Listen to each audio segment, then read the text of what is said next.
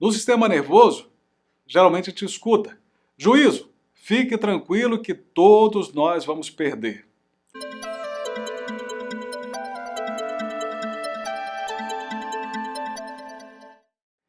Viver muito não é sinônimo de perda cognitiva. Essa situação resulta de uma doença como qualquer outra que possa acometer pessoas com idade avançadas, uma vez que raramente se manifesta antes dos 60 anos de vida. No passado era conhecido como esclerose cerebral. Ah, fulano está esclerosado. Mas hoje existe um consenso de denominar demência como uma perda de capacidade de raciocínio advindo de uma doença. Exemplo, doença de Alzheimer. Infelizmente, ainda não conhecemos exatamente o porquê que ela se desenvolve. O fato de existir um caso na família não significa que todos vão ter este mesmo destino da doença de Alzheimer. Casos familiares de Alzheimer são bastante raros, por isso cuidado. Antes de rotular uma pessoa, procure por um atendimento de um profissional da saúde. Se nós desconhecemos as causas exatas para essa enfermidade, sabemos que existem fatores de proteção e fatores de agressão.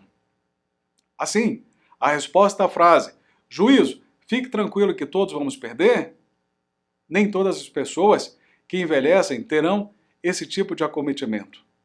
A maioria chegará ao limite da vida gozando de plena consciência e equilíbrio mental. Hoje, sabemos que quanto mais desenvolvida for a atividade mental e intelectual, não necessariamente a escolaridade, quanto mais o indivíduo que usou o seu cérebro, que praticou mais exercícios mentais, é menor a probabilidade de desenvolver demência. E se desenvolver, será postergado o início da doença. Portanto, a lei do uso e desuso também funciona nesse aspecto. Por outro lado, doenças sistêmicas que acometam o organismo como um todo são agravantes, importante isso, de doenças mentais. Cuidado com a diabetes, com a pressão alta, principalmente as mal controladas. O consumo de bebida de álcool, e no caso daqueles que ingiram durante muito tempo a bebida ou o alcoolismo, também o uso de cigarros como o tabaco, o tabagismo, especialmente as doenças vasculares cerebrais, são fatores, sim, agressivas e aumentam o risco de doenças mentais. Portanto, o caminho a seguir para evitar que nós nos tornemos pessoas mentalmente limitadas no futuro é cuidar da saúde de modo contínuo. E, acima de tudo, dar ao nosso cérebro razões e motivos para estar constantemente funcionando, mesmo depois do término das nossas atividades profissionais. Aquele senhor que almejava vestir o pijama e ficar em casa depois da aposentadoria, ou a senhora cuja atividade mental é o cotidiano da cozinha ou em uma sessão de tricô no final da tarde, estão permitindo que regrida a capacidade cerebral. Ou seja, fazendo com que os neurônios fiquem preguiçosos. É importante que novas tarefas, novas vivências, novos projetos, eles estejam sempre à nossa porta de casa, porque eles são bem-vindos quando se trata de preservar a atividade cerebral.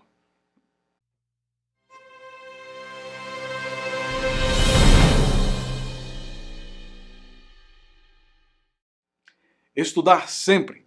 A maioria da nossa população com mais de 60 anos jamais teve a chance de frequentar uma universidade. Mas elas estão aí, assim como os grupos de terceira idade, os centros de convivência. Nesses locais que estão preparados para atender um indivíduo nessa idade, que vai permitir com que ele exerça funções, provavelmente que nunca teve a oportunidade de fazê-los.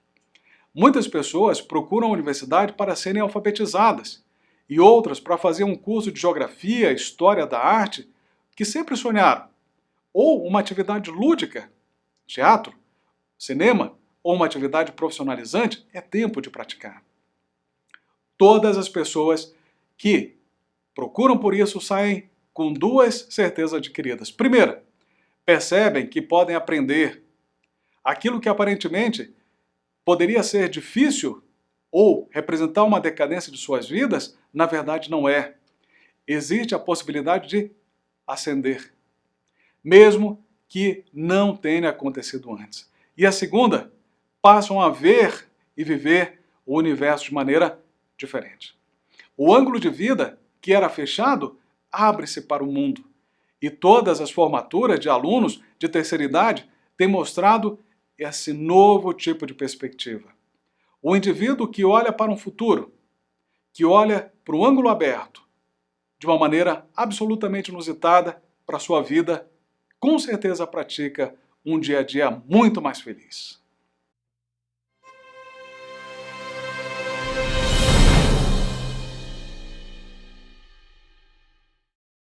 Memória.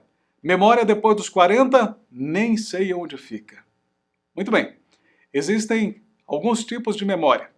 A de longa duração, a memória imediata. Eu me lembro da pergunta que você acabou de fazer, mas não sei por onde anda a resposta. E a memória recente. Lembro hoje da recomendação que foi feita ontem. A memória do passado, a memória da infância, são memórias que nós praticamos.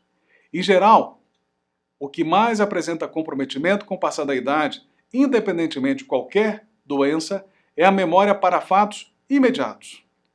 O fenômeno da demência compromete a memória, mas é uma doença diagnosticada e tem tratamento. O indivíduo que envelhece sem doença mental, ou que diz, a grande maioria, percebe alterações na memória. Na fase que é um adulto jovem, que começa a ter associação pensando que é um déficit de atenção, a própria pessoa começa a reclamar que a sua memória ficou um pouco mais seletiva, ficou mais distante daquilo que a pessoa fazia, é um problema que merece o tratamento. Por isso, quando nós falamos de memória, nós temos que tomar muito cuidado, porque a perda da memória com o passar do tempo é normal, mas se for acometido uma pessoa jovem, precisa sim organizar. Porque um indivíduo que possa ter, enquanto seu trabalho produtivo, e existem testes para saber se a memória está presente no jovem ou comprometida no idoso, vai fazer com que estratégias de relembrar possam ser colocadas em prática. O mais óbvio é que anotam os compromissos daquele dia. Não tenha receio de anotar em um papel, não tenha receio de saber os seus compromissos, coloca na porta da geladeira suas contas a pagar, seus valores a receber, são exercícios importantes. Assim como uma boa leitura é importante que seja praticado. Por exemplo, se conhecem uma pessoa de nome Wilson, por exemplo, se relacionam com esse nome como tio-avô, que tenha algo parecido, mas não esqueçam mais. Então, você vai treinando a memória. Em resumo, leitura, anotar, conversar, dialogar, conviver. Memória é feita para ser estimulado. Agora, existem exercícios para estimular a memória? Memória, tem exercício para ficar melhor? Sim, existem hoje as chamadas clínicas de memória, onde o indivíduo é reestimulado a prestar atenção nos detalhes. O detalhe é um fator mnemônico que leva a informação de possuir uma rede de busca ampliada. Agora, algumas dicas para permitir o indivíduo a descobrir como guardar elementos do seu cotidiano, evitando a perda da sua memória e o comprometimento que isso possa trazer.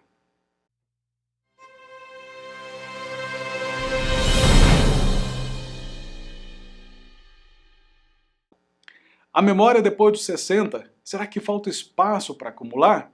Sim, o armazenamento das informações ele é acumulativo. Curiosamente, as adquiridas no passado são melhor preservadas do que a do cotidiano. Isso é normal, o que confirma a nossa maneira de passar o dia após dia. Como tem menos espaço na nossa memória, ela precisa ser seletiva. Por isso, uma nova informação só passa a ser patrimônio se ela realmente for muito importante. Caso contrário, não terá nenhuma serventia e rapidamente ela será apagada. Envelhecer. Tem terapia para deixar mais lento? Não existe, até hoje, nenhuma terapia à base de remédios ou dietas capazes de promover o retardo ou a regressão do envelhecimento. A única coisa que se conhece são os mecanismos que postergam as chamadas decrepitudes, as limitações que favorecem ao envelhecimento saudável. Por isso, alimentação adequada e exercício físico são fundamentais para essa escolha.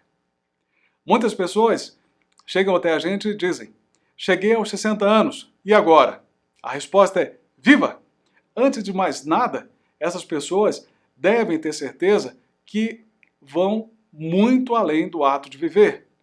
Nunca nessa história do ser humano houve a expectativa de viver com mais de 60 anos como nós temos nos dias atuais. Depois, elas devem planejar como queiram viver esse tempo. Para tanto, é sempre útil ouvir a opinião de profissionais, principalmente aqueles que estudam o assunto. E por fim, é fundamental querer viver todos os anos de maneira intensa, todos os anos que virão pela frente, mas partindo do seu dia a dia. E não aceitar de maneira passiva todos os acontecimentos. A chave do sucesso está em participar ativamente do processo de envelhecimento. Até pouco tempo, envelhecimento era sinônimo de doença. Se uma pessoa tinha tido a chance de chegar aos 70 anos e dali em diante manter-se viva, quaisquer que fossem as condições, era considerado lucro. Um argumento preconceituoso preconizava que nessa idade todos deveriam se conformar com a perda da qualidade de vida, com o mau funcionamento do corpo. E esses conceitos estão absolutamente ultrapassados. Não se discute mais a possibilidade de gozar a vida saudável, mesmo em idades mais avançadas. Todos nós temos que praticar. Para isso, alguns cuidados devem ser incorporados ainda na infância. Por isso que o que a gente fala vale para todos de quaisquer idades.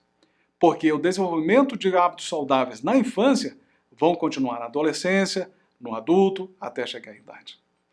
Ou seja, envelhecer pode representar uma conquista e não um castigo.